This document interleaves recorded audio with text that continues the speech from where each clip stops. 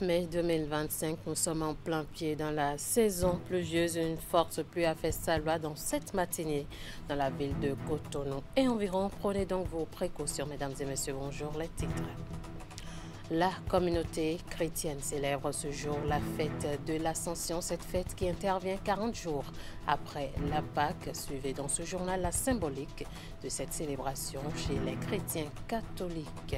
Le président du Conseil économique et social, Conrad Baguidi, a reçu ce mercredi l'ambassadeur des Émirats arabes unis près le Bénin, son Excellence Mohamed Saïd Al-Kabi. Les échanges entre les deux personnalités ont porté sur la coopération entre les deux pays.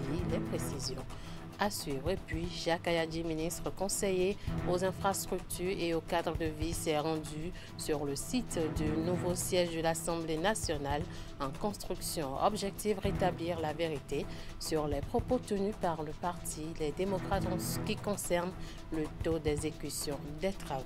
Les détails dans un instant.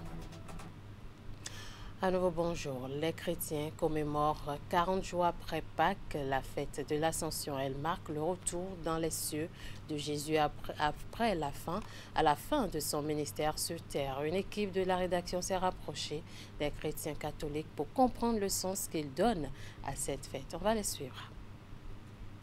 L'Ascension, je veux dire, le terme tire son origine d'un verbe latin, ascendere, qui veut dire monter. Donc l'Ascension, comme fête chrétienne, désigne la montée de Jésus au ciel après sa résurrection. L'Ascension se situe en droite ligne de la fête de Pâques. Elle vient comme l'accomplissement du salut de l'homme, l'accomplissement du mystère pascal. Jésus qui a souffert, qui est mort, qui est resté, qui maintenant monte au ciel. Et elle consacre, je veux dire, le salut même de l'humanité. Nous avons dans le Nouveau Testament des preuves de l'événement de l'Ascension. Déjà en Marc, chapitre 16, verset 19, il est dit que le Christ, après avoir parlé avec ses disciples, s'est élevé au ciel. Luc aussi en a parlé au chapitre 24, verset 51. Mais la prévision des 40 jours après Pâques, pour marquer le temps de l'Ascension, cette prévision a été donnée plutôt par le livre des Actes des Apôtres, un livre écrit par Luc. Au chapitre 1, du verset 1 au verset 11, il est dit que c'est 40 jours après la Pâque que Jésus s'est élevé au ciel. 40 qui dans la Bible signifie l'accomplissement. Pour dire que dans ce mystère d'incarnation s'accomplit une fois pour toutes le salut de l'homme. C'est le moment pour nous de revoir, de faire le bilan de tout ce que nous avons eu à vécu, de tout ce que nous avons entendu de Jésus-Christ. Parce que bon, il a dit avant de partir, il nous a dit qu'il nous promet l'Esprit Saint. Donc, en tant que chrétiens, nous devons nous y préparer pour que le jour où l'Esprit Saint viendra sur nous, il ne faudrait pas que nous soyons en train de faire des trucs qui ne sont pas normaux. C'est une fête qui nous réjouit. Parce que le Christ a souffert pour nous sur la croix. Vraiment, en toute sincérité, nous sommes derrière lui, nuit et jour. Nuit et jour, nous nous sommes donnés à lui. En image, l'ambassadeur des Émirats arabes unis près le Bénin, son Excellence Mohamed Saïd Al-Kabi, était ce mercredi 28 mai 2025 au cabinet du président du Conseil économique et social, Conrad Baguidi. Les discussions ont porté sur les relations bilatérales entre les deux pays et les moyens de les renforcer davantage dans divers domaines. Les deux personnalités ont évoqué les axes de coopération économique et sociale et ont partagé leur volonté d'échanger leurs expertises au service de la jeunesse et du développement durable. Quelques heures après sa rencontre avec l'ambassadeur des Émirats arabes unis près le Bénin, le président du Conseil économique et social, Conrad Baguidi, reçoit également la coordonnatrice résidente du système des Nations unies au Bénin. Comment Le système des Nations Unies et le Conseil économique et social pourraient-ils réunir leurs forces pour améliorer la vie des populations béninoises? C'est le sujet au cœur de ce tête-à-tête entre les deux personnalités. À cette audience, Aminatou Sarr réaffirme l'engagement de l'institution qu'elle représente à accompagner le Bénin dans sa transformation. On l'écoute ici à l'issue de l'audience au micro de Ingrid Day et Henri Ganti. J'ai eu l'honneur de rencontrer le président du Conseil économique et social pour discuter de comment le système des Nations Unies pourrait l'accompagner dans l'accomplissement de sa mission. Une mission noble qui permettrait d'être la voix des populations auprès du gouvernement, remonter les besoins des populations. Et j'estime que cette mission est en droite ligne avec celle des Nations Unies en termes de réponse aux besoins, en termes d'accompagnement dans la transformation du Bénin. Et avec le président, nous avons eu une discussion très large sur non seulement ses ambitions, mais aussi sur les capacités du système des Nations Unies. C'est une invitation que j'ai accueillie avec grand plaisir parce que c'est une invitation qui vient encore donner l'opportunité au système des Nations Unies de faire la démonstration de sa capacité à accompagner de façon substantielle le gouvernement, le Bénin et aussi le Conseil économique et social dont il est le président. Donc on s'est donné rendez-vous très très bientôt pour pouvoir échanger, parler et décider de 2-3 axes d'intervention concrètes qui nous permettraient de pouvoir chacun contribuer au développement du Bénin, contribuer au bien-être des populations béninoises et surtout continuer à être les organes, que ce soit le Conseil comme le système des Nations Unies, qui sont là pour transformer de façon profonde le Bénin. Une ambition qui est en droite ligne avec l'ambition que moi j'ai trouvée en tant que coordonnatrice du système des Nations Unies. Un Bénin transformé du côté infrastructure, du côté de beaucoup de lois qui avancent les droits des femmes. Nous sommes là pour pouvoir nous aussi donner notre contribution à cette belle ambition qu'il a pour son institution et pour le Bénin. Le réseau WILDAF Bénin, fidèle à ses objectifs, vient de lancer le projet SOS MTN-MC. Il s'agit d'un projet accentué sur la détection et la prise en charge des maladies tropicales négligées à manifestation cutanée. Il va prendre en compte la zone sanitaire à la date opposée. L'atelier de lancement s'est tenu ce mercredi à l'hôtel de ville d'Alada. Voici les précisions. Renforcement des déterminants sociaux de la santé favorables à la prévention et réponse aux maladies négligées à manifestation cutanée dans la zone sanitaire à la Dartofor Eze. C'est l'intitulé de ce projet lancé par le réseau WILDAF Bénin dans la matinée de ce 28 mai à Alada. En abrégé SOS MTN MC, ce projet qui bénéficie de l'appui financier de la fondation ANESVAD a pour but d'informer sur l'incidence de ces maladies.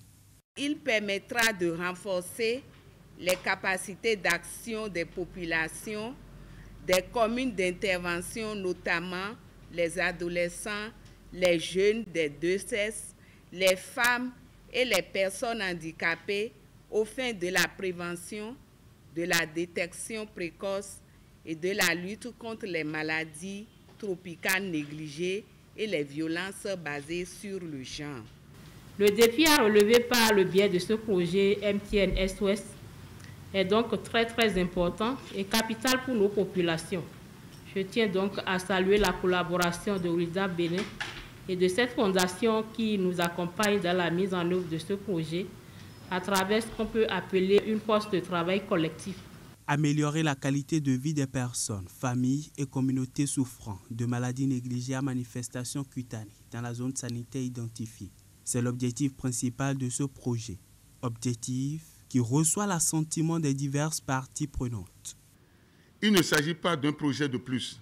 Grâce à votre engagement, Nous ferons d'Alada Tofozé un modèle de résilience sanitaire.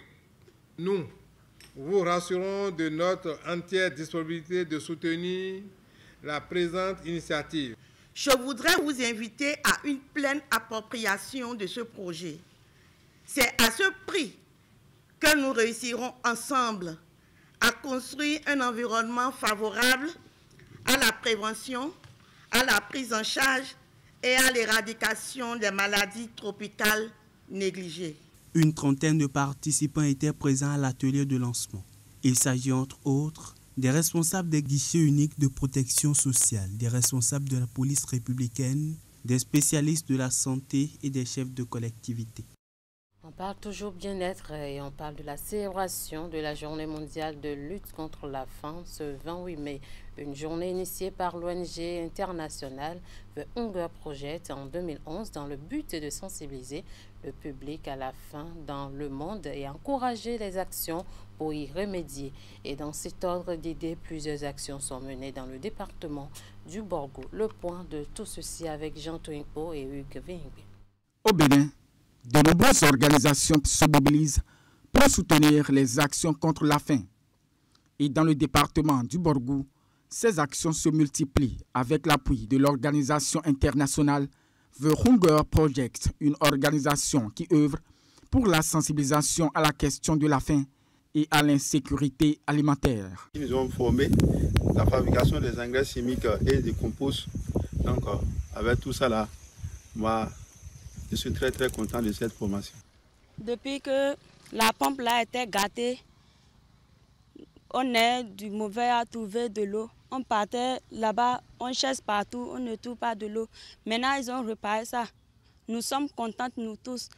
On prépare avec ça, on mange et on lave nos enfants nous-mêmes. On fait des jardins et c'est bon, ça pousse bien. On est content parce que nos maris mangent les feuilles frais. Les légumes, les gombos frais, on mange ça très bien à la maison. Parce qu'à l'hôpital là-bas, on ne va même pas à l'hôpital.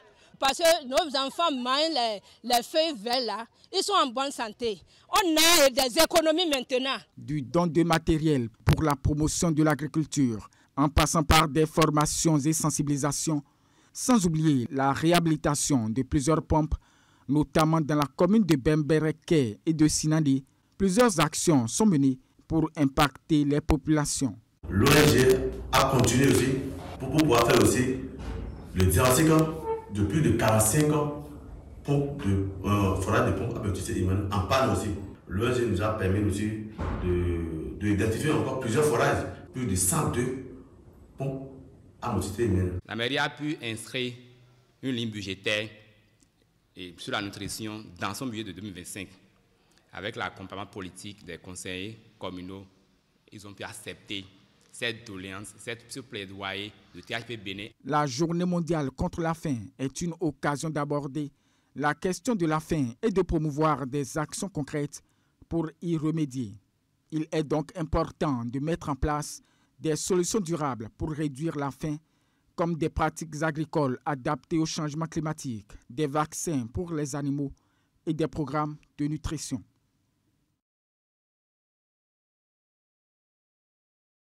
Et aux infrastructures et au cadre de vie a effectué une descente ce mercredi sur le chantier de construction du nouveau siège de l'Assemblée nationale. Ceci en vue de rétablir la vérité sur les propos tenus par les démocrates en ce qui concerne le taux d'exécution des travaux. Rappelez-vous, la polémique est partie d'une sortie de Guy Dosso Mitope qui a, selon Jacques Ayadji, ventilé de fausses informations. Le point de cette visite dans ce reportage. C'est pour déconstruire les informations non fondées répandues dans l'opinion publique par le Parti Les Démocrates au sujet de la construction du siège de l'Assemblée nationale que le ministre conseiller Jacques Ayadji s'est rendu sur les lieux ce mercredi. Visite de chantier, séance de travail avec les gestionnaires du site, toutes les informations ont été mises sur la table pour éclairer les populations. Un projet qui a 70% en 2023 passe à 64% en 2025, tout le monde va croire que c'est vrai, alors que c'est faux et archi faux. En 2023, où il y avait cette réunion du COPIL, le seul projet en cours ici, là, c'était le projet de construction du gros œuvre de l'Assemblée nationale. Et ce projet était en cours d'exécution par une autre entreprise qui est déjà partie. Parce qu'on était à 70%, on a atteint les 100% il y a longtemps. Les travaux, cette partie ont été réceptionnés, l'entreprise a été démobilisée. Et c'est une autre entreprise, je ne sais pas les noms, qui est en train de réaliser les secondes œuvres. Et il y aura encore une autre entreprise pour réaliser d'autres aspects du projet. Donc, quand on connaît des choses comme ça, on ne lance pas dans l'opinion ce qui est faux et dont on sait que c'est faux. Ici, on a dit que le coût estimatif est de 78 milliards. Vous allez voir ça dans les documents. Il faut l'exploiter. On ne veut pas le cacher, c'est ça. 78 milliards TTC. Mais c'est un coût estimatif. Ce qui fait 66 milliards environ hors taxe. Aujourd'hui, le niveau de mobilisation de ces 78 milliards, nous n'en sommes qu'à 28 milliards. Ça ne veut pas dire que ces 28 milliards qui sont dépensés, peut-être qu'il y a des décomptes en cours qui ne sont pas encore payés et qui seront payés à la suite des appels de fonds qui sont en cours. Donc, première réponse que je vais donner au peuple béninois, le gouvernement de Patrice Talon ne cache aucun montant des travaux. Le ministre conseiller Jacques Ayadji a mené les démarches pour que des représentants du Parti Les Démocrates participent à cette visite de chantier. Mais ils ont brillé par leur absence. Ils ont demandé des éléments. Je crois que dans tout ce que nous avons dit ici, il y a eu des réponses. Mais de façon formelle et officielle, je vais envoyer la réponse. Et je souhaite qu'à l'issue de la réponse, ils essaient de revenir ici avec nous pour dire leurs sentiments. Parce que ne pas dire ce qui est fait de bien, ça veut dire que pour ce parti politique, c'est mauvais pour le Bénin d'avoir un siège de l'Assemblée nationale de ce standing-là. C'est ce que moi je conclue. Parce qu'il faut dire que ça là, vous faites, c'est pas bon, mais ceci-là, c'est bon. Mais venir jeter de l'opprobre sur ce qui est fait de bien et que ce qui élève notre pays, je pense que ce n'est pas une très bonne chose. Lorsque toutes les informations seront transmises aux démocrates, Jacques Ayadji espère qu'ils feront preuve de bonne foi pour revenir témoigner de ce qu'ils étaient dans l'erreur. Le marché de gros d'Abomey-Calavi en construction sur plus de 160 hectares avance à grands pas. Dans la matinée du mardi, le Collège des ministres conseillers accompagné des autorités locales s'est rendu sur le site pour apprécier l'état d'avancement des travaux. Ils sont dans l'ensemble satisfaits du constat effectué sur les lieux. Teddy Goudalor, Rachidi Soubero. À Abomey-Calavi, le projet de construction du marché de gros progresse à grands pas. Les travaux évoluent sans aucune perturbation. Pour s'en convaincre, le Collège des ministres conseillers, accompagné des maires et du préfet du département de l'Atlantique, a effectué une descente sur le site pour constater l'état d'avancement du chantier. La construction du pôle agroalimentaire de l'agglomération du Grand Okoué, ici à Abomey-Calavi, est le symbole de la révolution engagée depuis 2016 par le chef de l'État. Avant 2016, la logique était de faire savoir et de ne pas faire. Mais avec le président Patrice Talon, ça a été inversé. On fait d'abord et ensuite on fait savoir. Le président Patrice Talon a démontré qu'il est véritablement au service du peuple. Ce n'est pas un gouvernement de maquette, ce n'est pas un gouvernement de poseur de pierre.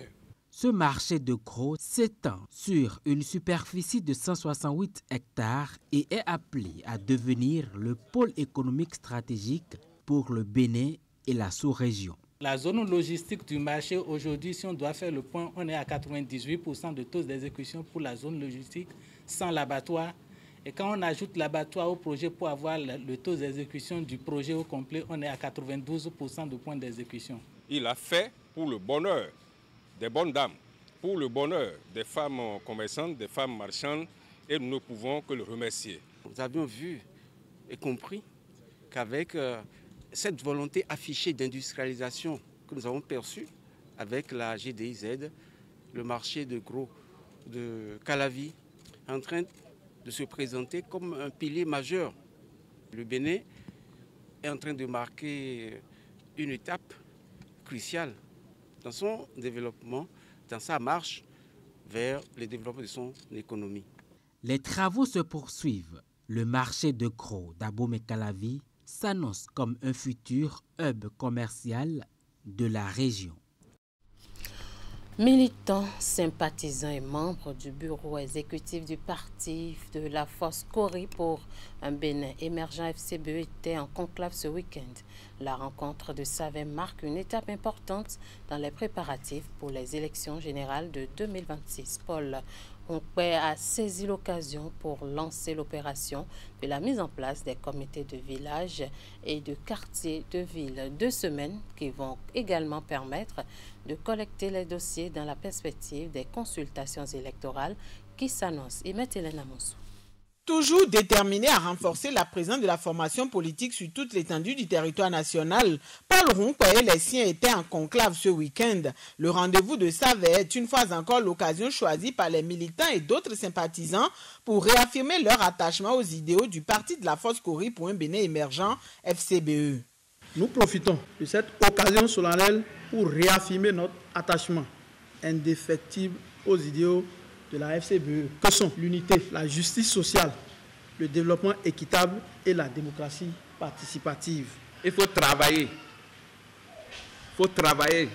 pour que la population puisse faire, le moment venu, le choix idéal. Les retrouvailles marquent également une étape importante dans les préparatifs pour les élections générales de 2026. Comme annoncé lors de la 2e session ordinaire de l'année 2025 à Boïcon, le secrétaire exécutif national de la FCBE lance les hostilités de la mise en place des comités de village et de quartier de ville. Que ce soit des gens crédibles, des gens populaires, de véritables leaders, des gens écoutés par la population, je puis vous dire qu'aujourd'hui, le parti se porte véritablement mieux que par le passé. Il n'y a pas ce jour où les adhésions ne pleuvent au siège, où des groupes constitués manifestent leur volonté de lutter à nos côtés. C'est parce que nous avons des valeurs que nous défendons. C'est d'abord des valeurs de paix, de cohésion et d'unité nationale. Ce n'est pas de la lâcheté, ce n'est pas du défaitisme, c'est une question de réalisme. Nous préférons la paix, même pour combattre ce que nous jugeons inapproprié, inacceptable.